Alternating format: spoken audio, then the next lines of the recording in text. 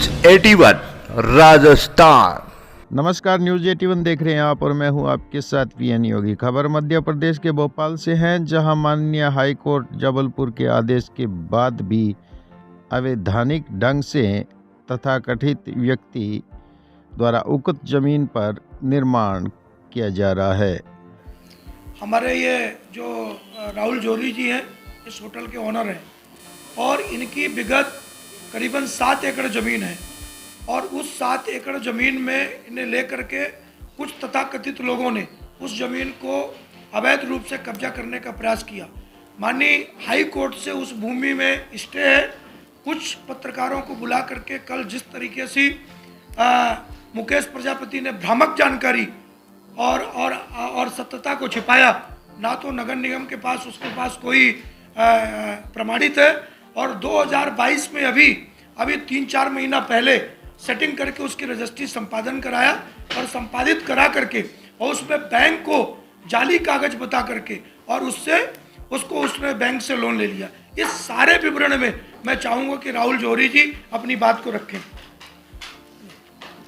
सन 2011 में इस 7 एकड़ भूमि को हमने खरीदा गया, जो कि न्यायालय में प्रकरण लंबित है।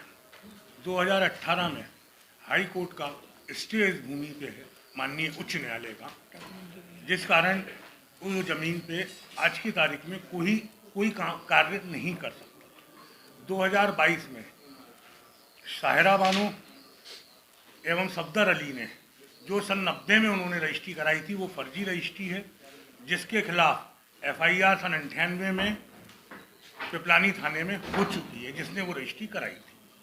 उसके बाद उन्होंने आगे मुकेश प्रजापति और तुलसी प्रजापति को बेचा गया है ये प्लॉट। उस प्लॉट की रजिस्ट्री कराई गई, जो रजिस्ट्री शून्य मानी जाएगी, जिसके लिए मैंने माननीय हाई कोर्ट में पिटीशन लगा दी गई।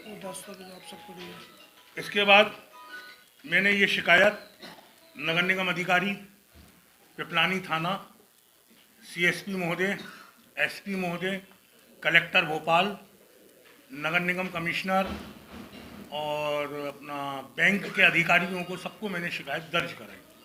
कल की स्थिति में वो वहाँ कार्य कर रहा है, जिसे अभी तक नहीं रोका गया है और वो स्थिति चल रही है। कल कुछ लोगों ने भ्रमित करके, कुछ पत्रकारों को भ्रमित करके उन्होंने कल वीडियो निकाले गए हैं, जिसमें सब अवैध झूठ की स्थिति है, असत्य है। उसमें हमारी एक केयर टेकर हैं तिवारी मैडम, वो हमारी केयर टेकर हैं, उनके गलत फोटो प्रकाशित करे गए हैं, उन्हें गुंडा बताया गया है और हमें गुंडा बता रहा है। माननीय उच्च न्यायालय के कोर्ट के आदेश के बाद अगर ये 7 एकड़ भूमि पे स्टे है, हमारा पोजीशन है, उसके बाद ये रजिस्ट्री क्यों कराई गई और किस अधिकार के तहत कराई गई? सर, कल जो प्रेस वार्ता उन्होंने करी और जो भ्रमित प्रकाशित करा, उसके बाद आपने अपना क्या कदम उठाए सर? हमने सब जगह आवेदन दिए हुए हैं। उस कदम के लिए आज हम आप लोगों के सामने बैठे हुए हैं। ये हमारा वही कदम है जो आपको देखिए, हमारा एक ये भी कहना है कि किसी भी तत्व को मीडिया हमेशा क्यों बुलाई जाती है कि मीडिया तत्व और सत्य को और फैक्ट जाने। भाई, कोई महिला का फोटो बिना अपराध किए छापना ये बहुत बड़ा दंडनीय अपराध है। आप सब समाचार पत्रों से जुड़े हो, हमें कोई दिक्कत नहीं। जिनने कहा है हम उनके लिए व्यवस्था मानहानि की बात नोटिस जारी किए। मैं तो ये पूछना चाहता हूँ प्रजापति से कि भाई मीडिया है, मीडिया को तो आप बुलाओगे तो आपके पास भी आएगी, वहाँ भी जाएगी। हमने इसीलिए पहले आपको डॉक्यूमेंट दिया कि हमारे पास हाई कोर्ट का स्टे है, उनके पास नगर निगम की ना तो कोई अनुमति है, केयर टेकर द्वारा अनुमति लेकर के उस भवन में अवैध बनाया जा रहा है और कह रहे हैं कि हमारे पास अनुमति है। जो आर्किटेक्ट है उस मनीष सक्सेना का तत्काल लाइसेंस समाप्त कर दिया गया और नगर निगम ने उसको नोटिस जारी कर दिया। आज नगर निगम के संबंधित अधिकारी ने वहां नोटिस करके और कहा कि यदि आप काम रोकोगे, अब काम यदि आपने किया, हम तत्काल उसका बुलडोजर लगाएंगे। है तो एक खुलेआम एक शहर के प्रतिष्ठित व्यक्ति को और भूमाफिया शब्द से संबोधन करना कहां तक जायज है? दूसरी एक बात और उन्होंने ये बताया है कि 40 साल से वो टैक्स दे रहे हैं, तो क्या किस बात का टैक्स दे रहे हैं? जब आपकी रजिस्ट्री 2022 में हुई है तो उस जमीन का टैक्स किस बात का दे रहे हैं आप? इस बात का सीधा सीधा कटाक्ष ये है कि सरकारी अधिकारी भी मिले हुए हैं जिनकी मिलीभगत के नहीं, बिना ये तो हम रजिस्ट्री किसी नहीं हो प्रशासन सकती। पे और हम किसी पत्रकारों पे आरोप नहीं लगाते। हम व्यापारी आदमी हैं।